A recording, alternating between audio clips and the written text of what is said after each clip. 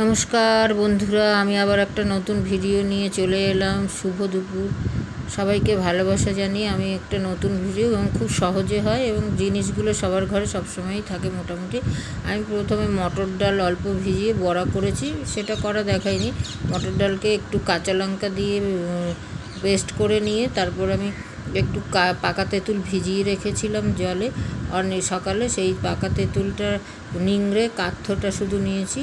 তারপরে আমি গ্যাসে জায়গা বসিয়ে দিয়ে একটা প্যান বসিয়ে দিয়ে তার মধ্যে এর মধ্যে সর্ষেই ফোড়ন দিতে হবে। সর্ষে, শুকনো লঙ্কা ফোড়ন দিয়েছি, দিয়ে সর্ষেটা যখন কালো হয়ে এসেছে, কারণ সর্ষে কাঁচা থাকলে তেতো হয়ে যায়, তারপরে আমি যখন কালো কালো হয়েছে তখন তেঁতুলের কাঠটা ঢেলে দিয়েছি।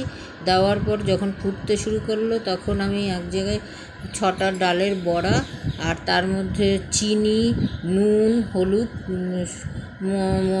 সমান পরিমাণে নিয়ে, নুনটা একটু কম দিতে হবে, নিয়ে আমি তারপরে ঢেলে দিলাম। এবার যখন টেক্সচারটা খুব ঘন ঘন হয়ে আসবে তখন আমি নামানোর আগে আবার একটুখানি চিনি দিলাম, কারণ চাটনিতে চিনিটা একটু পরে দিলে ওটা মুখে পড়লে ভালো লাগে। দেওয়ার পর নামিয়ে দিলাম। নামানোর পর এরকম টেক্সচারটা হয়ে আসবে। এবার এটা রেখে পরের দিন খেলে খুবই ভালো লাগবে। এবং এই তেঁতুলের মধ্যে যে পাল্পের মধ্যে যে বড়াটা দিচ্ছি, ওটা নামানোর আগে একটু কাঁটা চামচ দিয়ে ফুটো ফুটো করে দিলে ওর মধ্যে রসটা ঢুকবে, এবং পরের দিন বাসি খেলে আরও রসটা ঢুকবে। এটা আমার শাশুড়ির রেসিপি, এটা অনেক পুরনো রেসিপি, আপনারা সহজে করে নিতে পারবেন এবং ভীষণই সুস্বাদু। একবার করে খেয়ে দেখবেন।